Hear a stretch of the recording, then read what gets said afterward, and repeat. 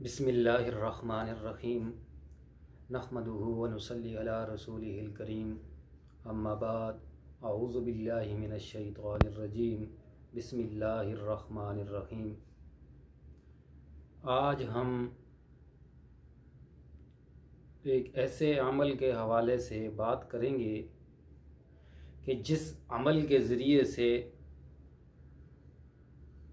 جنات اور جادو سے حفاظت بھی ہوگی، اور اگر کسی پر جادو کا اثر ہے، جنات کا اثر ہے، کوئی سایہ ہے یا بندش ہے، تو انشاءاللہ یہ عمل کرنے کی وجہ سے یہ سارے معاملات ختم ہو جائیں گے۔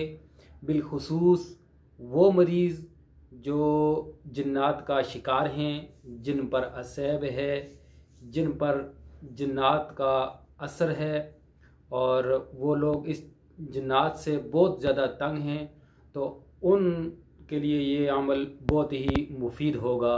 اگر اس عمل کو کیا جائے گا تو انشاءاللہ ضرور شفا ملے گی۔ عمل بہت ہی آسان ہے۔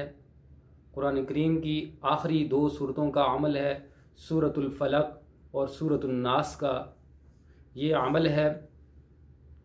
یہ عمل 7 دن کا عمل ہے، تو اگر مریض خود یہ عمل کرے گا تو بہت زیادہ فائدہ ہوگا۔ اگر مریض نہیں کر سکتا تو اس عمل کو دوسرا آدمی کرے گا، تو وہ پانی پر اس کو دم کر کے دے دے اور وہ مریض وہ پانی پی لے۔ اگر وہ خود کرے گا تو پھر پانی پر دم کر کے پینے کی ضرورت نہیں رہے گی۔ عمل اس طرح ہے، یہ 7 دن کا عمل، کہ آپ کوئی بھی وقت جس وقت فارغ ہوتے ہیں وہ متعین کر لیں۔ ہر روز اسی وقت کے اندر یہ عمل کرنا ہوگا۔ وہ اس طرح ہے کہ اول اور آخر 11 بار درود شریف پڑھنا ہے، 11 بار، اور 21 مرتبہ سورۃ الفلق پڑھنی ہے۔ قل اعوذ برب الفلق من شر ما خلق ومن شر غاسق اذا وقب ومن شر النفاثات فی العقد ومن شر حاسد اذا حسد۔ یہ 21 مرتبہ پڑھ لیں۔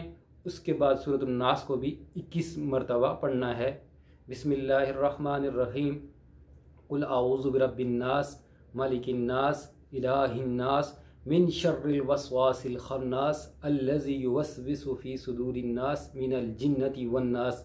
یہ 2 صورتیں ہیں، قرآن کریم کی آخری 2 صورتیں ہیں، تو ان کو ضرور اس عمل کو کریں۔ یہ بہت آسان عمل ہے۔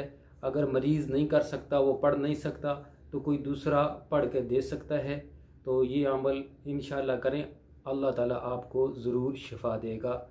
آخر میں دعا ہے کہ اللہ تعالیٰ تمام مریضوں کو شفاء کاملہ عاجلہ دائمہ مستمرہ نصیب فرمائے، آمین ثم آمین۔ وآخر دعوانا ان الحمد للہ رب العالمین۔